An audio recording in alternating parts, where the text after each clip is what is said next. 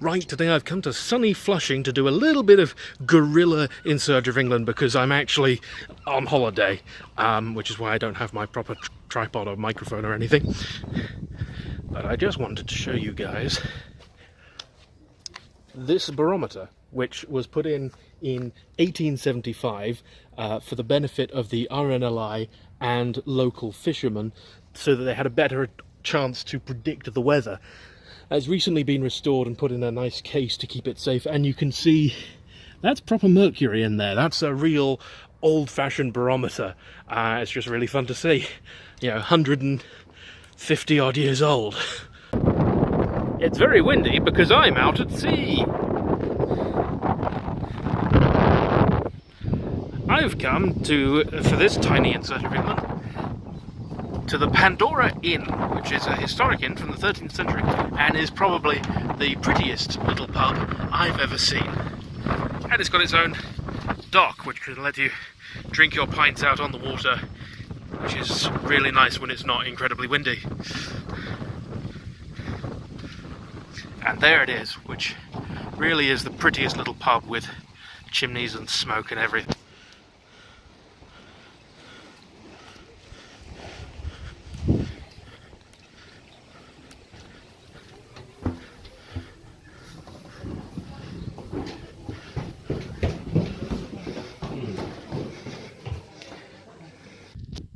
This is another mini In Search of England.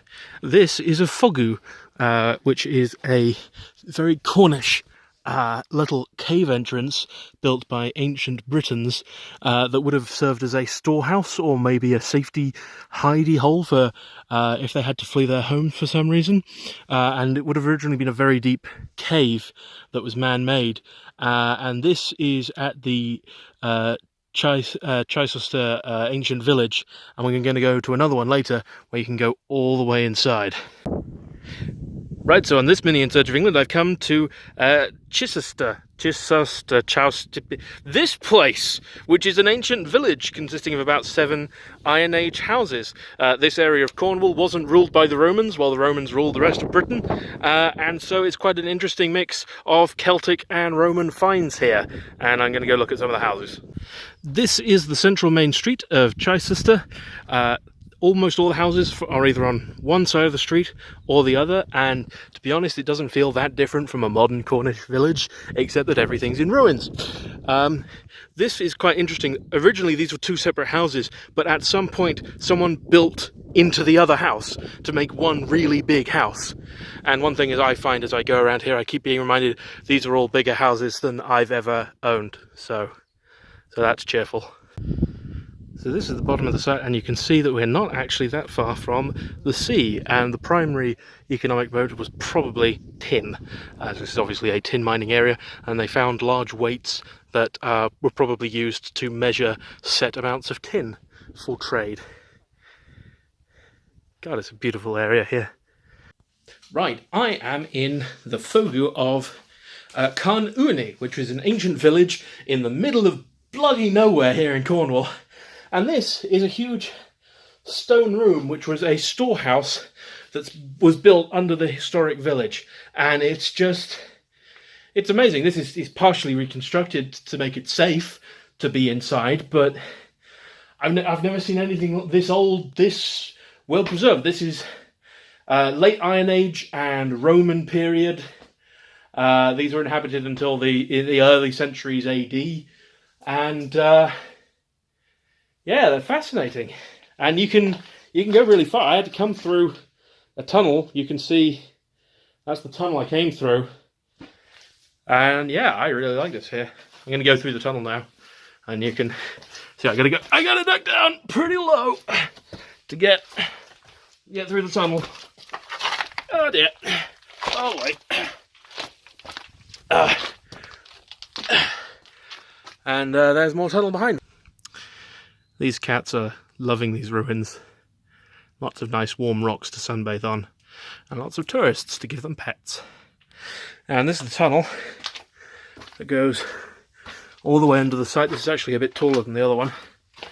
And yeah, it's just really cool to see them in this level of a state. This is neat.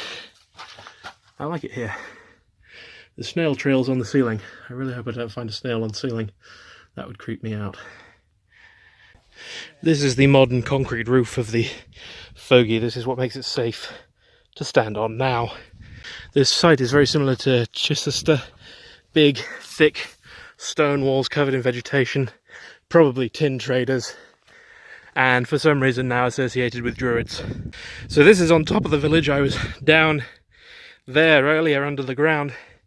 This village of about 5 houses would have been courtyard houses, so what they do is the big space in the middle would be open to the sky, and then the little spaces in the very thick walls, that is where they would actually live and a shelter, and they would form very big sheltered communities. And this kind of house is unique to the very far west of Wales. You only find it here, basically beyond Penzance, and is quite fascinating. This is actually an even better way of showing how you get little rooms in the walls and then a big courtyard space. The artifacts they found in these houses provide a very interesting insight into the kind of life people were living at the time. As I've said in other videos, this area of West Cornwall wasn't lived in by the Romans. It wasn't occupied by the Romans, ruled by the Romans. Romans really didn't come here. But we do find lots of Roman artifacts in here. Coinage, jewellery, pottery that was presumably traded for with these people. And the lack of Roman life here means that they created very individual yet still very sophisticated ways of living. 1,500 years after these houses were abandoned, a cottage was built just over here, and the interior walls of most of the courtyards were cleared out to turn them into protected farming plots. So delicate plants would be placed in amongst the walls and be protected from the wind and harsh weather of Cornwall. And that just goes to show how things just last for so long here. 1,500 years of complete abandonment. Like Chichester, this was abandoned at the end of the Roman period. And, sorry, my friends are waving to me from the far end. And it suggests that this community was entirely reliant on international trade. Without the Romans to trade with for tin, this community couldn't sustain itself in its location and had to move. And that's quite an interesting, well, it's an interesting thing to me. I'm going to go and say hello to the site cats. They are really friendly. I don't know if they are when there's more people here, but they are very affectionate at the moment. Right, on this mini In Search of England, I've come to see St Catherine's Castle, which is the smallest castle in Cornwall. This tower up here was the original part of the castle, built in 1540 by Henry VIII to defend against Spanish and French landings. This part down here is a lower addition from the Crimean War to prevent French landings. In all cases, it was the simple case of putting in a couple of heavy guns. Up there, cannons. Down here, huge breech-loading 100-and-something pounders to keep this bay clear of enemy ships. And it continued to do that even all the way to World War II, when in 1940 this bay was mined and the trigger position was here. So if an enemy ship was coming into the bay, they could fire off all the mines here at this castle. And it's really small. Right, so this is the last tiny In Search of England I'm going to make before I go home, because it's the end of my holiday, and I'm in front of a wall. This wall was built as part of the great cellars of the post office packet boat service that used to go out of Falmouth, and once the empire had got to a certain point in 1709, it was so massive they needed to have huge, great cellars to store all the post coming in and going out. So that's what this is.